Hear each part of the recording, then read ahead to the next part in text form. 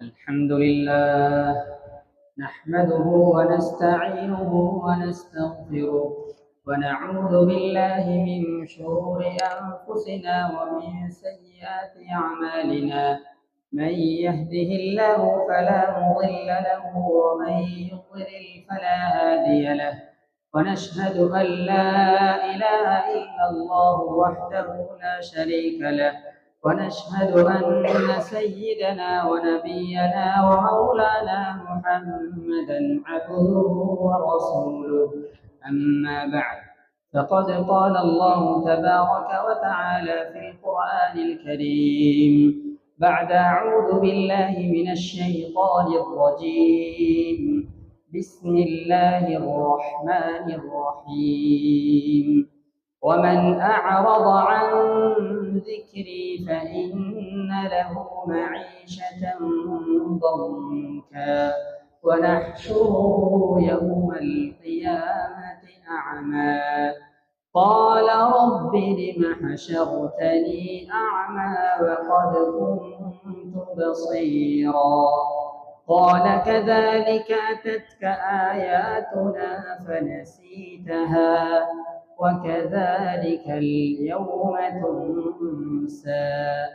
فقال رسول الله صلى الله عليه وسلم: اتق الله حيثما كنت وأتبع السيئة الحسنة تمحها وخالق الناس بخلق حسن أو كما قال عليه الصلاة والسلام.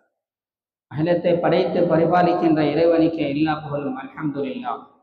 அவனால் அனுப்பப்பட்ட நபிமார்களில் சிறந்த நபியான முஹம்மது ஸல்லல்லாஹு அலைஹி வஸல்லம் அவர்கள் மீதும் அவர்களை பின்பற்றிய சஹாபாக்கள், தாபிஈன்கள், தபஉ தாபிஈன்கள், மேலும் முஸ்லிமான முஃமினான ஆண்கள் பெண்கள் அனைவர்கள் மீதும் ஸலாத்தும் ஸலாமும் உண்டாவதாக. ஜும்ஆவுடைய கடமையை நிறைவேற்ற வந்திருக்கின்ற அல்லாஹ்வின் நல்லடியார்களே, அல்லாஹ்வை எல்லா கட்டங்களிலும் அஞ்சி பயந்து நடக்குமாறும், அவனால் ஏவப்பட்ட ஏவல்களை எடுத்தும் விலக்கப்பட்ட விலக்கல்களை முற்றும் முழுதாக தவிர்த்தும் நடக்குமாறும் முதலில் அடியேனுக்கும் அப்பால் உங்கள் அனைவருக்கும் வஸியத்தும் நஸீஹத்தும் செய்து கொள்கின்றேன். இத்தகுல்லாஹ். அல்லாஹ்வின் நல்லடியார்களே, அல்லாஹ் சுப்ஹானஹு வ தஆலா எங்களை முஸ்லிம்களாக முஃமின்களாக ஆக்கி வைத்திருக்கின்றான். அல்ஹம்துலில்லாஹ். அல்லாஹ் சுப்ஹானஹு வ தஆலா எங்களை அவனது கட்டளைகளை எடுத்து நடக்கக்கூடிய அடியார்களாக ஆக்கி வைத்திருக்கின்றான். அல்ஹம்துலில்லாஹ்.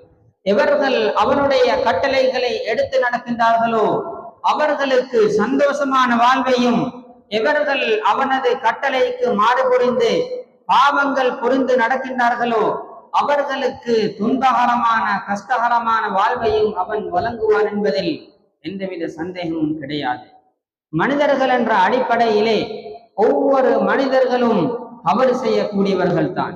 ஸல்லல்லாஹு அலைஹி வஸல்லம் அவர்கள் சொன்னார்கள், குல்லு பனி ஆதம ஹத்தா. ஆதமுடைய மனிதர்கள், ஆதமுடைய பிள்ளைகள் அனைவரும் தவறு செய்யக்கூடியவர்கள். வகைருல் ஹத்தாஈன அத்தவ்வாபூன். தவறு செய்யக்கூடியவர்களில் மிக மிக சிறந்தவர்கள் அத்தவ்வாபூன், தௌபா செய்யக்கூடியவர்கள், பாவ மன்னிப்பு தேடக்கூடியவர்கள், அல்லாஹ்வை அஞ்சி பயந்து நடக்கக்கூடியவர்கள். எனவே நாம் பாவங்களுக்கு தௌபா செய்து இஸ்திக்ஃபார் ஓதி எம்முடைய பாவங்களை நாம் அழித்து விட வேண்டும். எவர்கள் பாவங்களை மறந்து செயற்படுகின்றார்களோ அவர்களுடைய வாழ்வு துன்பகரமான வாழ்வாக ஆகிவிடும். இந்த பாவங்களை பொறுத்தவரையிலே கஷ்டமான நெருக்கடியான வாழ்வை கொண்டு வரும் என்பதில் எந்தவித சந்தேகமும் கிடையாது. இப்லீஸை பொறுத்தவரையிலே அவன் வானலோக ஆட்சியிலே அவன் இருந்தான். அல்லாஹு தஆலாவுக்கு மாறு புரிந்த காரணத்தினால் அவனுடைய கண்ணியங்கள் அனைத்தும் சீர்குலைவிக்கப்பட்டு அவன் இவ்வுலகிற்கு அஷ்ஷைத்தானிர் ரஜீம், எடுத்தறியப்பட்ட ஷைத்தானாக அவனை அல்லாஹு தஆலா எரிந்து விட்டான். காரணம் என்ன? அவன் செய்த பாவம். அல்லாஹு தஆலா குர்ஆனிலே சொல்லும் பொழுது, وَإِذْ قُلْنَا لِلْمَلَائِكَةِ اسْجُدُوا لِآدَمَ. ஆதம் அலைஹிஸ்ஸலாம் அவர்களை அவன் படைத்ததன் பின்னால் மலக்குமார்களுக்கு கட்டளையிட்டான், உஸ்ஜுது லி ஆதம், நீங்கள் அனைவரும் இந்த ஆதமுக்கு சிரம் பணிய வேண்டும், சுஜூது செய்ய வேண்டும். فسجد الملائكة كلهم أجمعون. அல்லாஹ் தஆலாவுடைய கட்டளைக்கு அடிபணிந்து அனைத்து மலக்குமார்களும் சிரம் பணிந்தார்கள், சுஜூது செய்தார்கள். இல்லா இப்லீஸ், இப்லீஸை தவிர, அபா வஸ்தக்பர வகான மினல் காஃபிரீன், அவன் அல்லாஹ் தஆலாவுடைய கட்டளைகளுக்கு, அவனுடைய கட்டளைக்கு மாறு புரிந்தான். அவன் சுஜூது செய்ய மாட்டேன் என்று சொன்னான். அவனது குற்றத்தினால் அவன் எடுத்தறியப்பட்ட ஷைத்தானாக அல்லாஹ் தஆலா ஆக்கிவிட்டான். அவன் செய்த பாவம், பாவத்தின் விளைவுகள் மிக மிக கொடூரமானது. நாம் இவ்வுலகிலே நல்லவர்கள் செய்கின்றோமே, நல்ல மனிதர்களா நாம் இருக்கின்றோமே என்று எமக்கு நிம்மதியாக இருந்துவிட முடியாது. ரசூலுல்லாஹி ஸல்லல்லாஹு அலைஹி வஸல்லம் அவர்களுடைய மனைவி ஸைனப் பின்த் ஜஹஷ் ரலியல்லாஹு அன்ஹா அவர்கள் ஸல்லல்லாஹு அலைஹி வஸல்லம் அவர்களிடம் ஒரு கேள்வியை தொடுக்கின்றார்கள். அனுஹலகு வஃபீனா அஸ்ஸாலிஹூன், நல்லவர்கள் இருக்கும் பொழுது எமக்கு அழிவு வருமா? நல்லமல்கள் செய்யக்கூடிய அடியார்கள் இருக்கின்றார்கள், பள்ளிக்கு வரக்கூடிய அடியார்கள் இருக்கின்றார்கள், குர்ஆன் ஓதக்கூடிய அடியார்கள் இருக்கின்றார்கள், 5 நேரங்கள் தவறாமல் தொழக்கூடிய அடியார்கள் இருக்கின்றார்கள். இவ்வாறு இருக்கும் பொழுதும் எமக்கு அழிவு வருமா என்று கேட்கின்றார்கள். ஸல்லல்லாஹு அலைஹி வஸல்லம் அவர்கள் சொன்ன பதிலை பாருங்கள். நஅம் இதா கஸரல் ஹபத், ஒரு கிராமத்திலே, ஓர் இடத்திலே நடைபெறுகின்ற நன்மைகளை விட பாவங்கள் அதிகரித்து விட்டால், ஒரு குடும்பத்திலே நடைபெறுகின்ற நன்மைகளை விட பாவங்கள் அதிகரித்து விட்டால், வானலோகை நோக்கி பாவங்கள் அதிகமாக சென்றால் அழிவு நிச்சயம் என்றார்கள். எனவே எங்கே பாவங்கள் நடைபெறுகின்றனவோ அந்த இடத்திலே அழிவு வரும். அங்கு நல்லடியார்கள் தீயவர்கள் என்று பாராது அனைவருக்கும் ஒன்றாகத்தான் வரும்.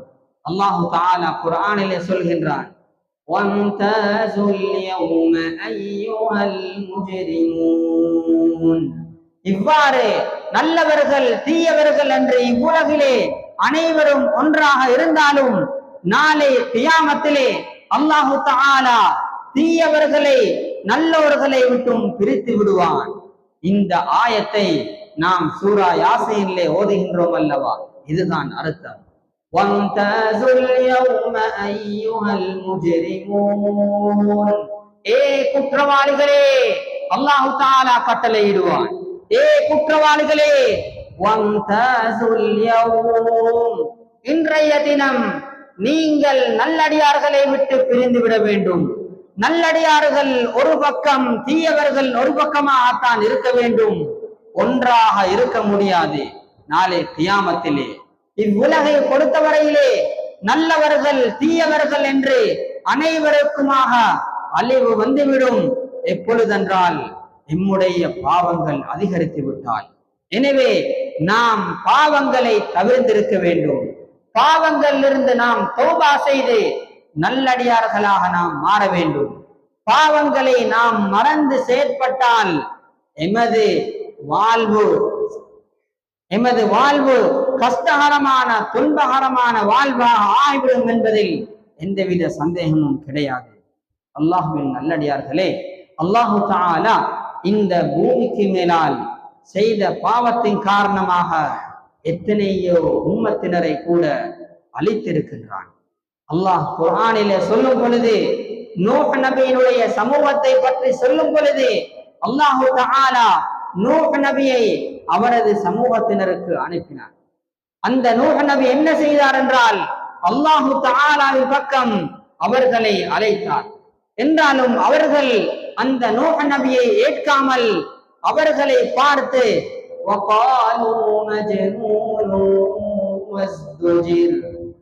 இவர் ஒரு பைத்தியக்காரர், ஏகத்துவத்தை தூதுத்துவத்தை எடுத்து வைக்காமல் அந்த சமூகம் அவரை தடுத்து நிறுத்தினார். அந்த பாவத்தினால் அல்லாஹு தஆலா அவர்களை அழித்தான் என்று குர்ஆனிலே பல இடங்களிலே அவன் சொல்லிக் கொண்டிருக்கின்றான். அது மாத்திரமா, அல்லாஹு தஆலா அழித்த சமூகத்தை பற்றி குர்ஆனிலே பல இடங்களிலே அவன் சொல்லும் பொழுது وَأَمَّا عَادٌ فَأُهْلِكُوا بِرِيحٍ صَرْصَرٍ عَاتِيَةٍ ஆத் கூட்டத்தினரை பொறுத்தவரையிலே அவர்கள் தான் இவ்வுலகிலே மிக மிக பலசாலியாக இருந்தார்கள். அவர்களுடைய பலத்தை முந்தி அடிக்க எவரும் இருக்கவில்லை. அவர்கள் தான் பெரும் பலசாலியாக இருந்தார்கள். என்றாலும் அவர்கள் புரிந்த பாவம் அல்லாஹு தஆலா சொல்கின்றான்,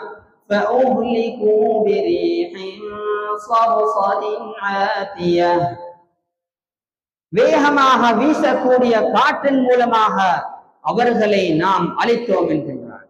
அது மாத்திரமல்ல,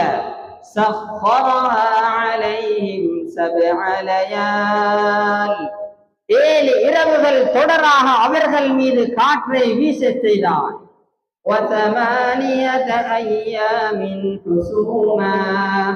தொடராக மேலும் அவர்களுக்கு 8 பகல்கள் காற்றை வீச செய்தான்.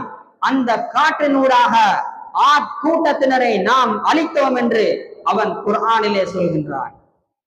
காரணம் என்ன? அவர்கள் செய்த பாவம். அது மாத்திரமல்ல, அல்லாஹு தஆலா ஓர் இடத்திலே சுருக்கமாக சொல்லும் பொழுது குறிப்பிடுகின்றான்,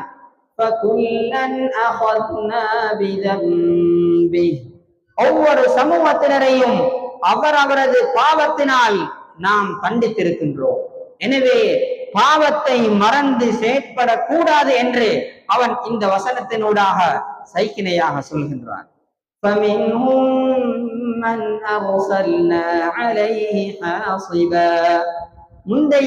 முந்தைய சமூகத்திலே நாம் சிலருக்கு காற்றை அனுப்பி அவர்களை அழித்தோம்.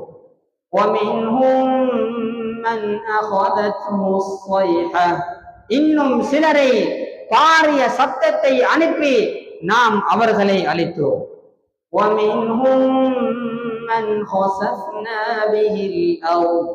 காரூன் போன்றவனை நாம் இவ்வுலகிலே சுழிவாங்க செய்து அவர்களை அழித்தோம் என்று அவன் சொல்கின்றான்.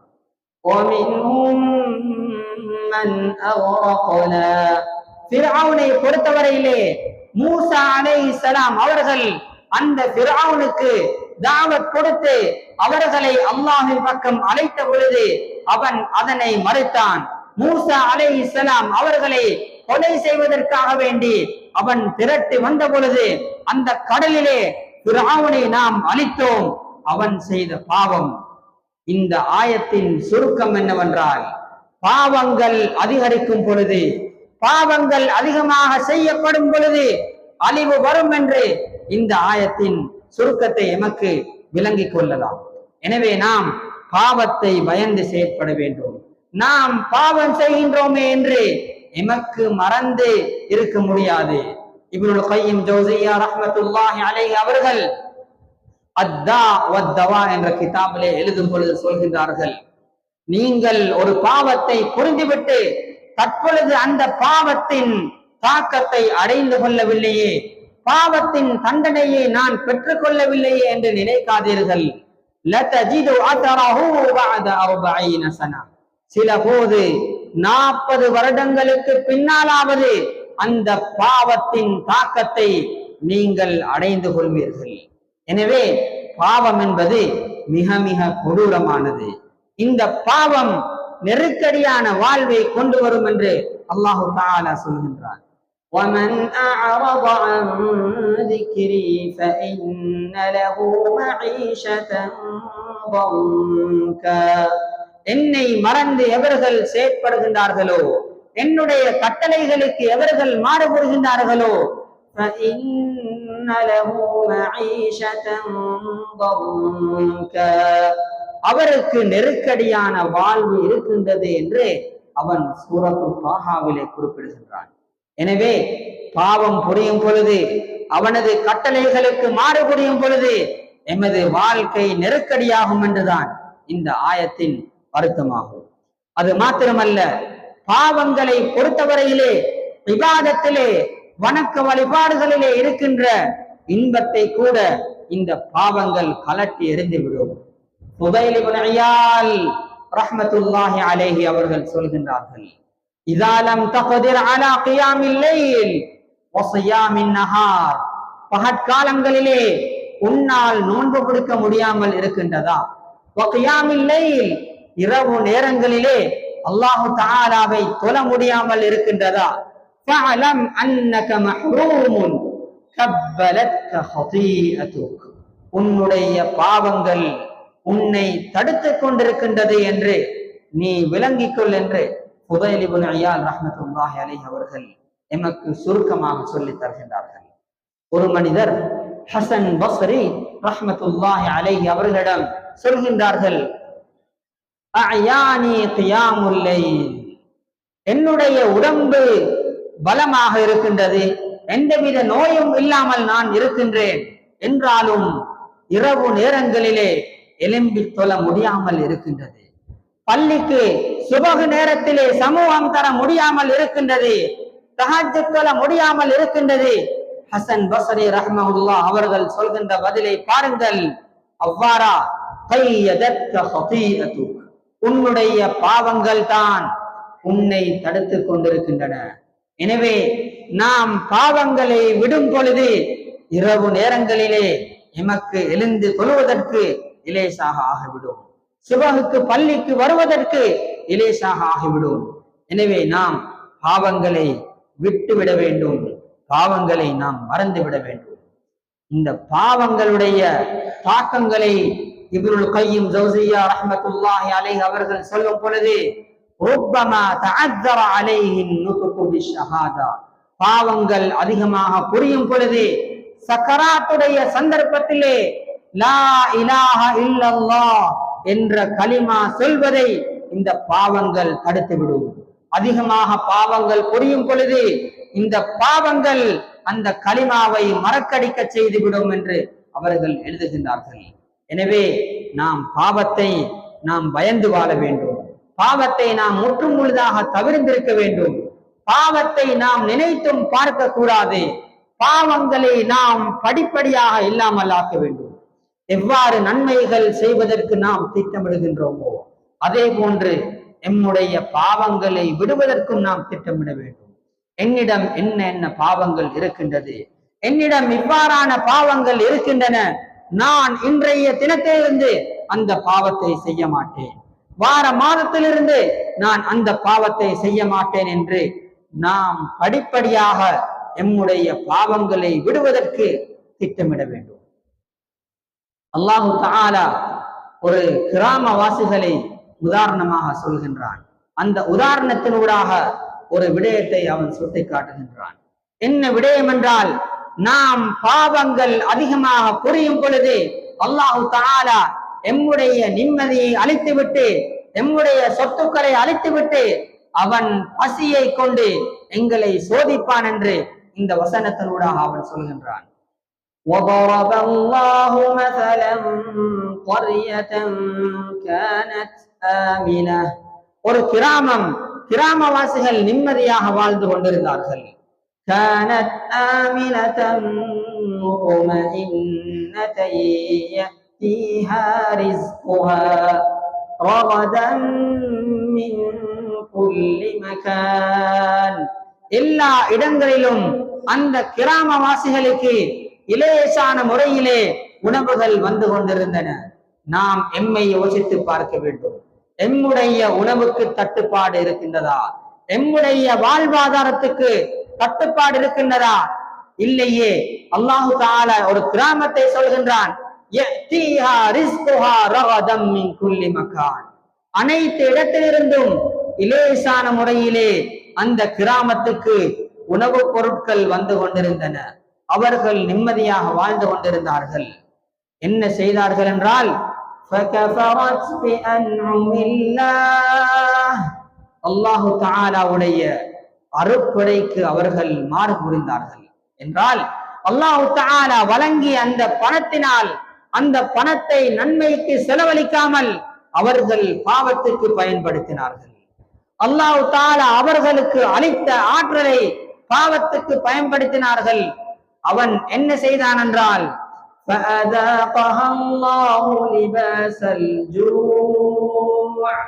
அவர்களுக்கு பசியை உணரச் செய்தான், பஞ்சத்தை ஏற்படுத்தினான்.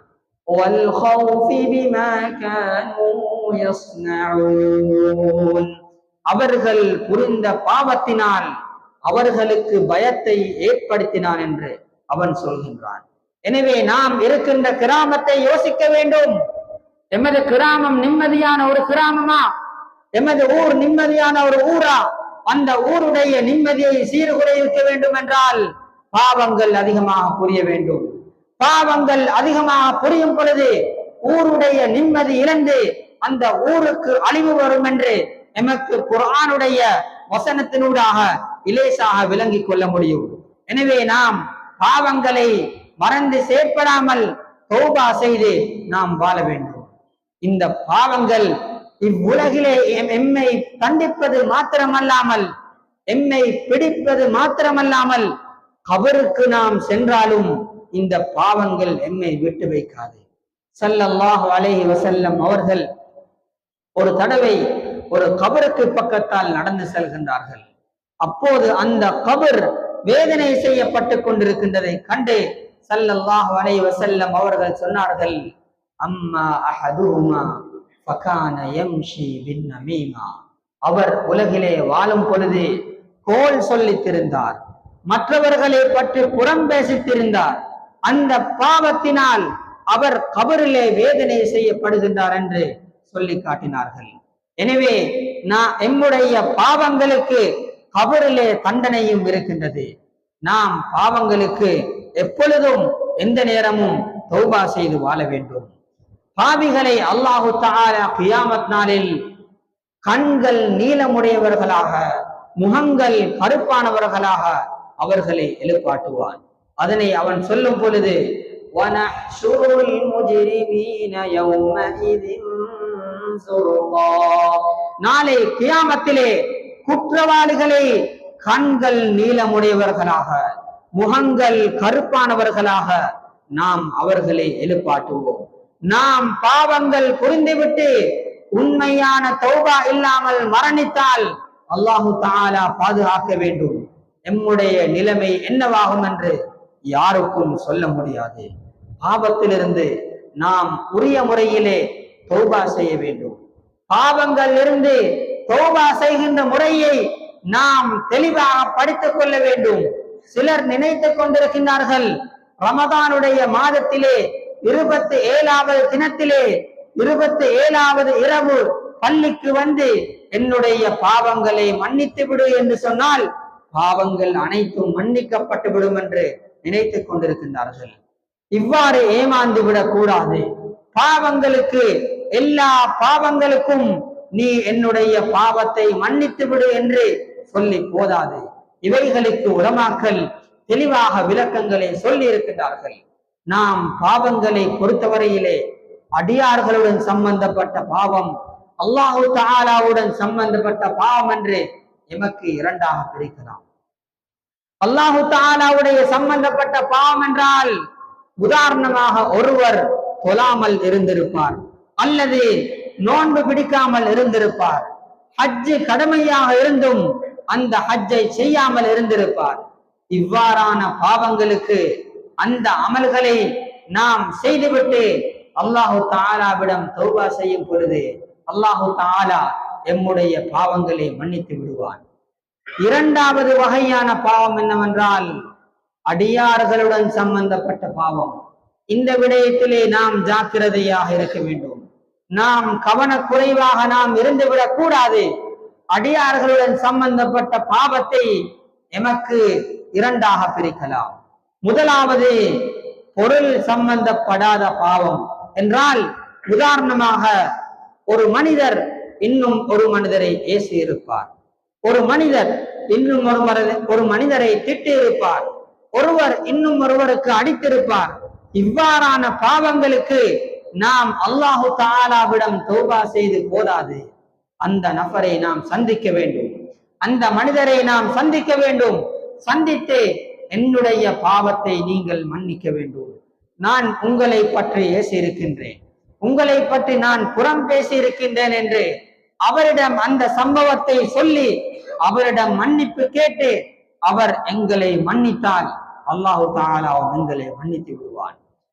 நாம் அவரிடம் இந்த உலகிலே பாவ மன்னிப்பு தேடாமல் இருந்தால் நாளை கியாமத்திலே அவர் எம்மை வந்து பிடிப்பார்.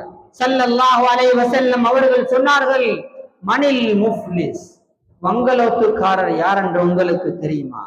சஹாபாக்கள் சொன்னார்கள், எவரிடம் திர்ஹம் தீனார் இல்லையோ, எவரிடம் பணம் இல்லையோ அவர்தான் வங்கலோத்துக்காரர் என்று அவர்கள் சொன்ன பொழுது ஸல்லல்லாஹு அலைஹி வஸல்லம் அவர்கள் சொன்னார்கள், இல்லை, உண்மையான வங்கலோத்துக்காரர் யார் என்றால் ஒரு மனிதர் நாளை கியாமத்திலே மலை அளவு தொழுகையை எடுத்துக் கொண்டு வருவார், மலை அளவு நோன்பை எடுத்துக் கொண்டு வருவார், மலை அளவு சதகாவை எடுத்துக் கொண்டு வருவார்.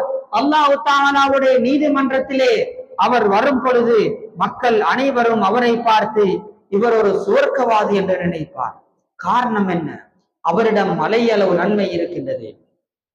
அங்கே ஒரு மனிதர் வருவார், யா அல்லாஹ் தரபனி ஹாதா, இவர் எனக்கு அடித்தார், இவர் எனக்கு அடித்தார். அல்லாஹ் தஆலா அவருடைய நன்மையிலிருந்து இவருக்கு கொடுத்து விடுவான். இன்னும் ஒருவர் வருவார், ஷதமனி ஹாதா, யா அல்லாஹ் நான் உலகிலே வாழும் பொழுது இவர் எனக்கு ஏசினார், எனவே அல்லாஹ் தஆலா இவருடைய நன்மையிலிருந்து அவருக்கு கொடுத்து விடுவார். இன்னும் ஒரு மனிதர் வருவார், கதஃபனி ஹாதா, யா அல்லாஹ் இவர் என்னுடைய மானத்தை போக்கினார், என்னை மானபங்கப்படுத்தினார், அல்லாஹ் தஆலா அவருடைய நன்மையிலிருந்து இவருக்கு கொடுத்து விடுவார். இறுதியாக அவர் எந்தவித நன்மையும் இல்லாமல் நரகிலே எரியப்படுவார் என்று ஸல்லல்லாஹு அலைஹி வஸல்லம் அவர்கள் சொன்னார்கள். எனவே நாம் யோசித்து பார்க்க வேண்டும், நாளை கியாமத்திலே இவர் என்னை ஏசினார், இவர் என்னை அடித்தார் என்றால் யாருதான் வரப்போகின்றார்கள்?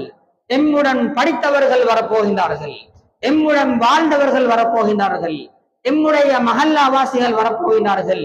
எனவே நாம் இவ்வுலகிலே நாம் மரணிக்க முன்னால் ஒவ்வொரு வருடமும் நாம் செய்த பாவத்துக்கு, அவர்களுக்கு செய்த அநியாயத்துக்கு நாம் மன்னிப்பு கேட்டுவிட்டுத்தான் சுத்தமானவர்களாக நாம் மரணிக்கும் பொழுது எம்முடைய ஆகிராவுடைய வாழ்வு நிம்மதியான வாழ்வாக ஆகிவிடும் என்பதில் எந்தவித சந்தேகமும் கிடையாது. இரண்டாவது பாவம் என்னவென்றால் பொருள் சம்பந்தப்பட்ட அடியார்களுடைய பாவம். சிலர் நினைத்துக் கொண்டிருக்கின்றார்கள், ஒருவர் இன்னும் ஒருவருடைய பணத்தை எடுத்துவிட்டு அல்லாஹு தஆலாவிடம் அஸ்தக்ஃபிருல்லாஹ், யா அல்லாஹ் நான் உன்னிடம் பாவ மன்னிப்பு தேடுகின்றேன் என்று சொன்னால் அவருடைய பாவம் மன்னிக்கப்பட்டு விடும். அவ்வாறு அல்ல, இந்த எண்ணம் தவறானது. எவர்கள் இன்னும் ஒருவருக்கு அநியாயம் செய்திருந்தால், அவருடைய பணத்தை எடுத்திருந்தால், ஒருவருடைய பேனையாவது நாம் அவரிடம் எடுத்திருந்தால், திருப்பி நாம் அவருக்கு கொடுக்காவிட்டால் நாளை கியாமத்திலே அவர் எம்மிடம் வருவார். எனவே நாம் அவரிடம் அந்த பொருளை கொடுத்து விட்டு அல்லாஹு தஆலாவிடம் நாம் தௌபா செய்ய வேண்டும். சிலர் இதனை தவறாக விளங்கி இருக்கின்றார்கள்.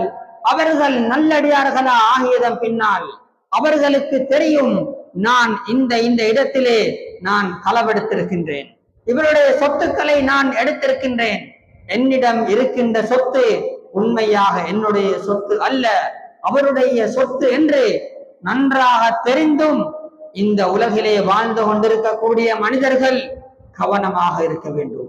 நாளை கியாமத்திலே இதற்கு பகரமாக நன்மையை கொடுக்க வேண்டி வரும்.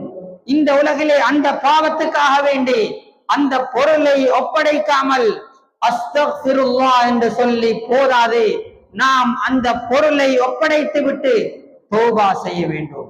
அந்த பொருளை உரிய நபரிடம் கொடுத்து விட்டு நாம் தௌபா செய்ய வேண்டும். எனவே இந்த விடயங்களை தெளிவாக விளங்கி தௌபாவுடைய சட்ட திட்டங்களை உலமாக்களிடம் சென்று படித்துவிட்டு நாம் தௌபாவை செய்யும் பொழுது அல்லாஹு தஆலா எம்முடைய பாவத்தை மன்னித்து விடுவான்.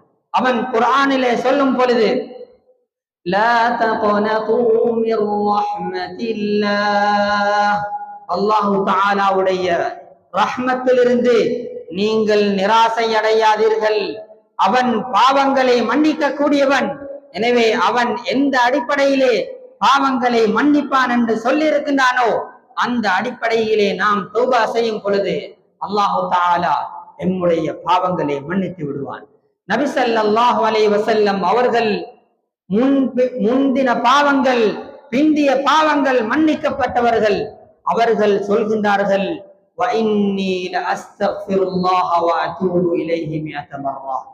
நான் ஒரு நாளைக்கு 100 தடவை இஸ்திக்ஃபார் செய்கின்றேன், அல்லாஹ் தஆலாவிடம் பாவ மன்னிப்பு தேடுகின்றேன், அஸ்தக்ஃபிருல்லாஹ் என்று சொல்கின்றேன்.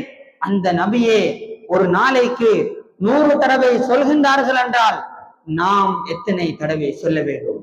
எமது வாழ்க்கையிலே இஸ்திக்ஃபார் இல்லாமல், அஸ்தக்ஃபிருல்லாஹ் என்று சொல்லாமல் எம்முடைய ஒவ்வொரு நாளும் கழியக்கூடாது. எந்த நாளும் ஒவ்வொரு நாளும் அஸ்தக்ஃபிருல்லாஹ், யா அல்லாஹ் நான் என்னுடைய பாவத்துக்கு மன்னிப்பு தேடுகின்றேன் என்று அல்லாஹு தஆலாவிடம் தௌபா செய்யாத நாட்கள் எம்மை கடந்து விடக்கூடாது. தௌபா என்பது மிக பிரதானமான ஒன்றாகும்.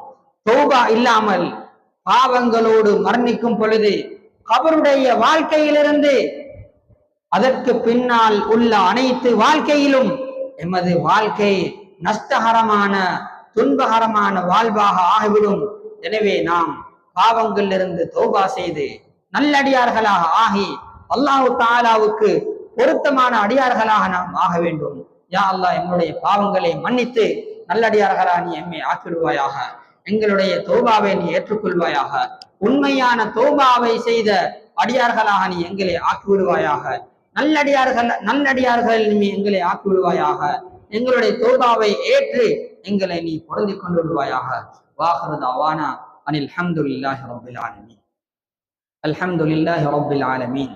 நஹ்மதுஹு வ நஸ்தஈனுஹு வ நஸ்தக்ஃபிருஹு ونعوذ بالله من شرور أنفسنا ومن سيئات أعمالنا من يهده الله فلا مضل له ومن يضلل فلا هادي له ونشهد أن لا إله إلا الله وحده لا شريك له ونشهد أن سيدنا محمدا عبده ورسوله صلى الله على سيدنا وشفيعنا محمد وعلى آله وصحبه أجمعين. أما بعد، فيا أيها الإخوان في الله، أوصيكم وإياي أولا بتقوى الله وأحثكم على طاعته وأزجركم عن معصيته.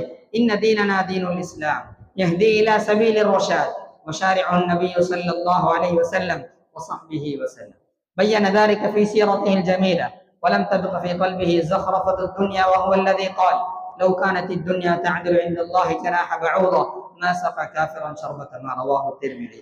وفي العالم فرقتان تعيشان، فرقة غرتهم الحياة الدنيا وفرقة أرغبوا في الآخرة وهم الفائزون في الدنيا والآخرة فوزا جزيلا.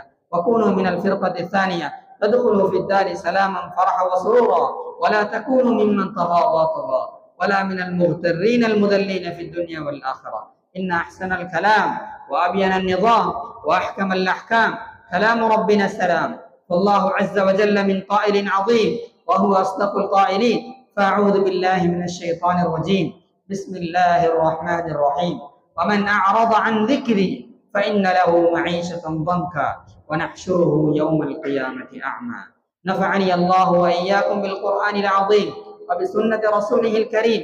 أقول قولي هذا أستغفر الله العظيم لي ولكم ولسائر المسلمين من كل ذنب فاستغفروه إنه هو الغفور الرحيم.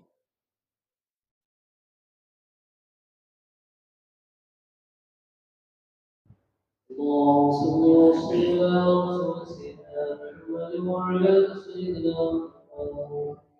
الحمد لله الذي أرشدنا إلى صراط مستقيم والذي أنعم علينا بدينه التقويم. وأشهد أن لا إله إلا الله وحده لا شريك له، وأشهد أن سيدنا ونبينا محمدا عبده ورسوله صلى الله على رسوله الأمين سيدنا محمد وعلى آله وأصحابه ومن تبعهم بإحسان إلى يوم الدين. أما بعد، فيا أيها الإخوان في الله، اتقوا الله وأطيعوه. إن أكرمكم عند الله أتقاكم. إن الله أعطانا العقل وأمرنا بالتفكير به في خلقه، وقد جعل الله ليلا ونهارا وكل منهما يجري على تدبيره وتقديره. فإذا أدبر الليل وأقبل النهار، وإذا أدبر النهار وأقبل الليل، فيجب علينا أن نتأمل في هذا، من يفعل هذا وما قاعدة هذا ولمن قاعدة هذا. فيا أيها الإخوان في الله، اعبدوا الله حق عبادته، هذه غاية الأهداف. وتفكروا في خلق الله واتقوه في جميع الأوقات، ولا تهملوا لحظة ما في اتباع الشهوات، واتبعوا كتاب الله وسنة رسوله صلى الله عليه وسلم لكي لا تكونوا في الضلالة، وكل ضلالة في النار. قال رسول الله صلى الله عليه وسلم: تركت فيكم أمرين لن تضلوا ما تمسكتم بهما، كتاب الله وسنة رسوله صلى الله عليه وسلم. اللهم اجعلنا ممن يؤدي فرائضك وانتهى عن نواهيك، وجعلنا من عبادك الصالحين، واحشرنا غدا في زمرة الأولياء والعلماء والمتقين. اللهم اعرض عن ساداتنا الخلفاء الراشدين، أمير المؤمنين سيدنا أبي بكر الصديق رضي الله عنه، وسيدنا عمر بن الخطاب رضي الله عنه، وسيدنا عثمان بن عفان رضي الله عنه، وسيدنا علي بن أبي طالب رضي الله عنه. وارض عن أمهات المؤمنين أزواج رسول الله صلى الله عليه وسلم وسائر الصحابة أجمعين، والتابعين لهم ومن تبعهم بإحسان إلى يوم الدين. وارض عنا معهم برحمتك يا أرحم الراحمين.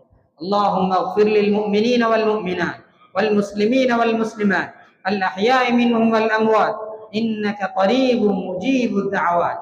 اللهم جرنا من النار، اللهم جرنا من النار، اللهم جرنا من النار، ولا تجعلنا من حطب النار، فإنها بئس الدار وبئس المثوى وبئس القرار. ربنا اغفر لنا ولإخواننا الذين سبقونا بالإيمان، ولا تجعل في قلوبنا غلا للذين آمنوا ربنا إنك رؤوف رحيم. إن الله يأمر بالعدل والإحسان وإيتاء ذي القربى وينهى عن الفحشاء والمنكر والبغي، يعظكم لعلكم تذكرون. اذكروا الله الجليل الجبار يذكركم، واشكروه يزدكم ويهدكم، ولذكر الله أكبر، الله يعلم ما تصنعون.